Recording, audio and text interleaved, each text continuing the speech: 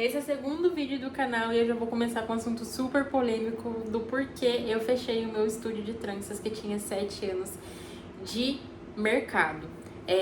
Bom, muita gente que me segue no Instagram, porque o Instagram que eu tenho hoje em dia, que é um Instagram particular, era do salão. Então eu tenho muitas clientes antigas lá. E essa é uma dúvida que todo mundo me pergunta, tipo, cada dia que passa, porque eu simplesmente fechei, eu não me expliquei o porquê, eu dei uma resumida assim breve, porque eu queria realmente gravar um vídeo explicando realmente o que aconteceu e explicar a minha trajetória. Então vamos lá, né, amiga? Porque 7 anos são 7 dias e tem muita coisa pra gente conversar aqui, então bora! Gente, vamos lá. Tudo começou quando eu não sabia trançar, tá? Eu sou uma pessoa assim que eu não tinha dote nenhum com trança.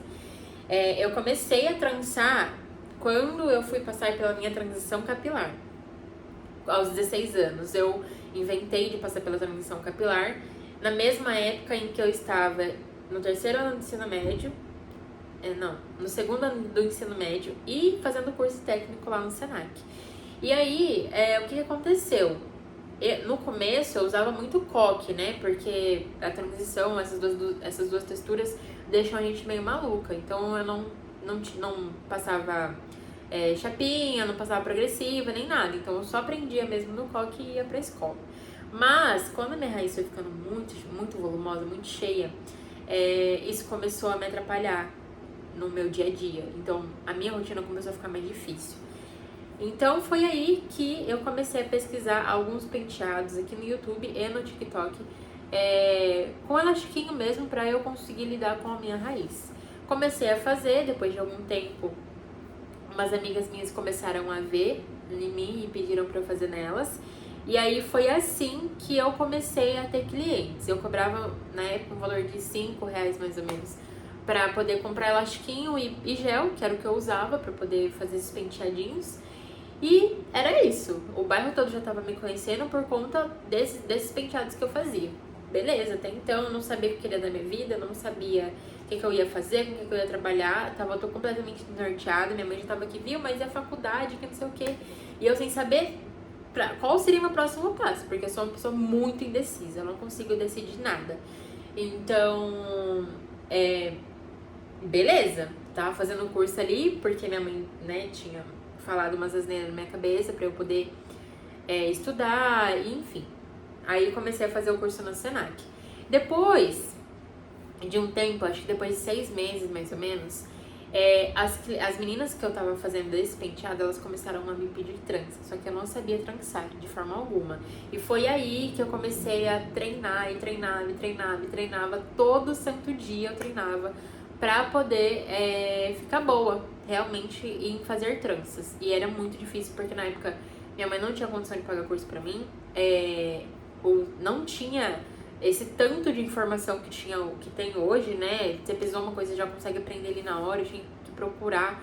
Inclusive eu consegui aprender a trançar por conta de um vídeo de uma gringa. Ela postou um vídeo dela fazendo, ela nem tava ensinando, ela só tava mostrando o processo. E eu fixei ali no jeito que ela tava mostrando na mão dela, e aí eu fui reproduzir e eu consegui. E aí eu aprendi, depois de um ano nesse processo, eu aprendi a trançar e comecei a ter uma agenda muito louca de demanda, porque foi bem naquela época que explodiu aquele negócio de mandraca, aquelas meninas que usavam as tranças aqui em cima, com fitinha rosa e branca, era a que mais saía. Então, assim, no meu primeiro ano trabalhando com trança,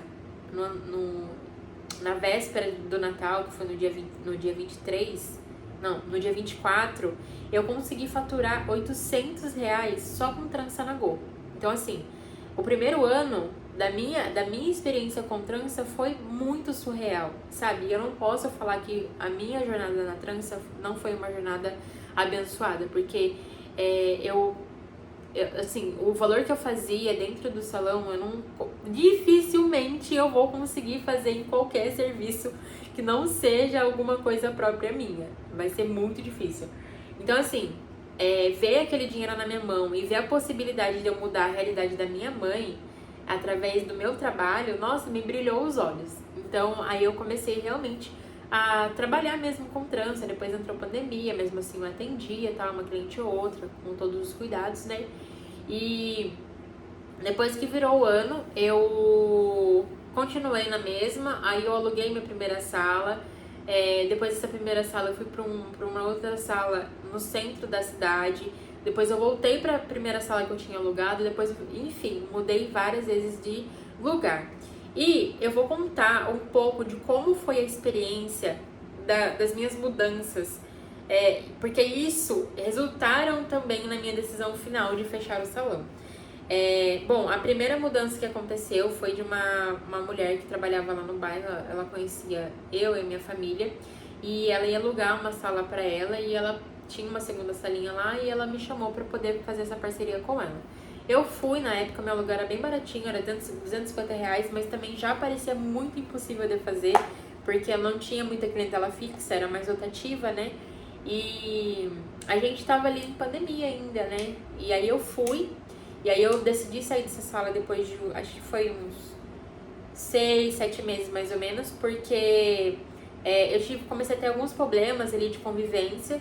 E aí eu consegui achar outra sala, aluguei uma cadeira num outro salão dentro do centro, que durou só 4 meses, porque a diva lá acusou eu e uma cliente minha de roubo, sendo que não tinha como. Tipo assim, era impossível. E aí enfim, é um delicado, vamos pular essa parte. Mas enfim, aí eu voltei pra primeira sala, porque realmente não tinha condições de eu ficar naquela sala que eu tinha alugado a cadeira, né? Eu precisei voltar pro mesmo lugar que eu tava antes. E aí passou acho que 2 meses mais ou menos, a dona do espaço mesmo, do estabelecimento, pediu o estabelecimento pra gente, porque ela ficou com birra. Ela, sei lá, ela encanou na cabeça dela, porque a mulher que alugou o salão não queria trabalhar com ela, e ela me chamou e... Ai, gente, enfim, foi uma longa história. Aí a gente teve que se mudar às pressas para um outro salão, que era um pouco acima do centro daqui da minha cidade. E aí lá, assim, foi a prova de fogo da minha vida, porque eu vou falar pra vocês, naquela época eu questionava muito a Deus, eu falava assim: Deus, não é possível, o Senhor não gosta de mim, né? Por Senhor me enfiando nos negócios desse, não é possível. E aí aconteceu. Eu vou resumir pra vocês porque é muita coisa. Mas naquele salão, a mulher não pagava as contas de água nem de luz. Então o que aconteceu? Ela tinha gato em tudo e ela cobrava esse valor de mim normalmente. E aí teve um dia que eu cheguei lá e a CPFL tava lá, ó, tesourando a energia, e eu fiquei sem entender o porquê. Depois eu fui entender e eu fiquei muito brava, mas ainda assim eu não tirei nenhuma satisfação com ela, porque eu já tava procurando outro lugar pra eu ir. Aí depois disso, ela ainda se envolvia com a agiota. Gente, é babado, é muita coisa. E no meio disso tudo, quem tava tomando pato era eu, porque a minha decisão de sair desse salão que eu tava foi porque eu tava tendo uma cliente numa segunda-feira de manhã, e chegou 2 homens assim, ó, fortão lá, quase derrubando o portão atrás dessa mulher. E eu fiquei morrendo de medo, porque tava colocando em risco a minha vida e a vida da minha cliente. Então eu migrei desse salão pra um outro salão. Aí beleza, fui pra outro salão, fiquei lá em torno de 1 ano, 10 meses, não sei. E eu saí de lá porque eu ia alugar o meu salão dos sonhos. Juro, foi a minha maior conquista trabalhando com tranças, foi ter alugado o meu salão. Ele era todo de vidro, ele era no 2º andar, então, e era na avenida principal daqui da cidade. Então todo mundo que passava via o meu salão ali. E ali, pra mim, assim, foi a maior realização da minha vida. Foi muito difícil, nossa senhora, dá vontade de chorar. Foi muito difícil esse período. Foi 1 ano que eu fiquei lá, mas foi um período muito difícil, muito, muito, muito difícil, porque eu enfrentei vários problemas lá, e um deles foi a questão do financeiro, porque lá era um valor muito alto, não um valor que eu não conseguisse pagar, eu conseguia pagar, mas as condições dentro daquele espaço faziam com que as coisas não fluíssem. Por exemplo, não tinha estacionamento para meus clientes estacionarem, o espaço era extremamente quente, tipo, eu trabalhando, eu pingava suor, a cliente pingava suor junto, eu não tinha condição de comprar um ar-condicionado. Enfim, e aí tudo que eu tentei fazer dentro daquele espaço não ia. Parecia que Sabe aquele ditado quando eu falo assim, ai, quando Deus fecha uma porta, nada abre? Menina, acho que foi isso que aconteceu, porque tudo que eu tentei de solução para aquele salão não foi. Foi um ano de muito sofrimento para mim lá dentro.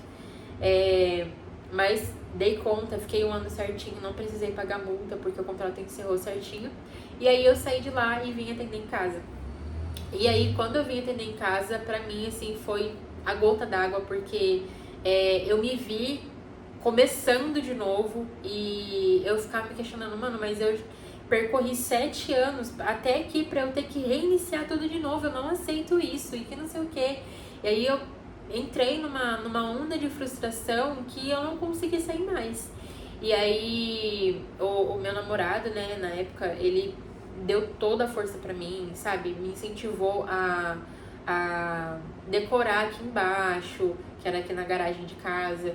Ele me incentivou em muitas coisas, mas ainda assim as minhas forças foram sendo deixadas pra baixo. Eu já estava muito desanimada, eu estava enfrentando crises e crises de ansiedade, não estava conseguindo mais acordar com aquele pique de ver os clientes e olhar pra eles com, sabe, aquela sinceridade, com aquele amor no coração. Eu tava muito angustiada. E eu atendi aqui em casa por mais, acho que 4 meses. E aí eu fechei. Teve um dia que eu tava conversando com ele e eu tava falando que eu não aguentava mais. Não aguentava mais desse peso comigo. E que eu não tava tendo vida, eu não tava olhando pra mim, eu tinha esquecido como que era um sábado com ele, um sábado em família. Fazia semanas que eu não conseguia ir ver minha mãe, por exemplo, porque eu tava vivendo pra trabalhar. E não porque eu não goste de trabalhar, mas é porque o meu ambiente de trabalho já não tava mais sendo um ambiente de trabalho confortável pra eu estar. E aí ele falou, olha, quando mais te prejudica do que te favorece, é melhor encerrar. E aí eu pensei por mais uma ou 2 semanas e eu anunciei o fechamento do meu salão nessa época, que foi em outubro de 2025. Não foi só essa trajetória de mudança de salão que afetou o meu psicológico. Eu enfrentei muitas coisas em questão assim de mágoa mesmo, de eu tentar ajudar outras pessoas e no final das contas eu ser a prejudicada. Muitas coisas marcaram o meu coração e por muito tempo, até hoje em dia, eu ainda sou meio receosa com muitas coisas que aconteceram, porque são coisas que na minha cabeça, sabe, não fecha, porque eu não faria esse tipo de coisa e foi tudo que eu recebi. Mesmo fazendo o possível para entregar a minha melhor parte, né? Eu falo que ninguém é perfeito, muito menos eu, mas em nenhum momento da minha estadia com o salão, do trabalho com as tranças, em nenhum momento eu fiz algo de propósito para prejudicar alguém. E eu recebi muito isso na minha experiência com o salão. Então isso me machucou muito, me traumatizou e deixou marcas que no final das contas influenciaram para que o conjunto de tudo me fizesse fechar o salão. Não falo que assim é um adeus, porque eu amo trançar cabelo, eu amo cuidar de pessoas, eu amo ver a autoestima das pessoas renovadas, mas não vai ser por agora que eu vou voltar com ele. E eu quero primeiro adquirir muita maturidade, muita estabilidade, para que lá na frente, quando eu realmente for abrir ele de novo, eu não tenha os mesmos problemas que eu tive durante esses 7 anos, sabe? O salão pra mim foi uma coisa muito importante, como se fosse um filho, porque eu realmente tirei do zero e criei. Então assim, não é fácil, eu evito até de pensar na questão do salão, porque é um assunto que me machuca muito ainda, porque vem aquele sentimento tipo assim, nossa, você desistiu, nossa, você fracassou e tal. E quando na verdade não, na verdade foi um ato de cuidado e de amor próprio comigo mesma, porque eu tava me vendo assim, a ponto de ter sérios problemas mentais e precisar de ajuda psiquiátrica. Olha, esse aqui é o Nicolau, o neném, um sem vergonha. Mas é isso, gente.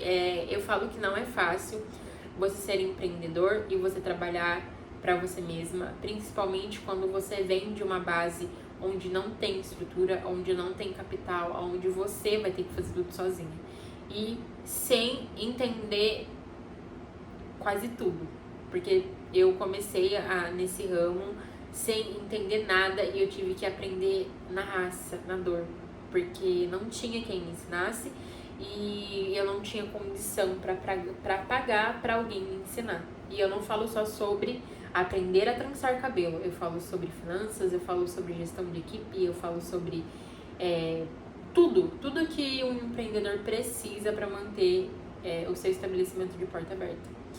Então, o conselho que eu te dou é, se você já tem o seu negócio, estude muito, não seja boazinha demais com as pessoas, porque no final elas não vão ser com você. Tenha redes de apoio, se priorize, cuide muito da sua saúde mental, porque se você não tiver saúde mental, você não vai conseguir ter nada nessa vida e seu negócio não vai ir pra frente por conta da sua saúde mental. E se você não tem, não abra se você não tiver pelo menos um capital. Ou se você não tiver uma estrutura pronta, um modelo de negócio desenhado e objetivos muito, muito, muito claros do que você quer lá pra frente. Gente, essa foi um pouco da história, né? Do que aconteceu para eu ter fechado o meu estúdio de trança. E eu espero, sim, que lá na frente, daqui uns 6, 7 anos mais ou menos, eu abra ele de novo, eu reabra ele e que seja uma fase boa, porque a fase 1 eu passei ali 7 anos, então eu não quero mais. Mas enfim, Nicolás, um beijo pra vocês, muito obrigada por terem assistido até aqui o final e comenta aqui embaixo se você já passou por alguma situação parecida ou se você tem algum conselho, né, que eu possa escutar e que você possa me ajudar. Mas do mais, é isso, gente, um beijo e até a próxima história.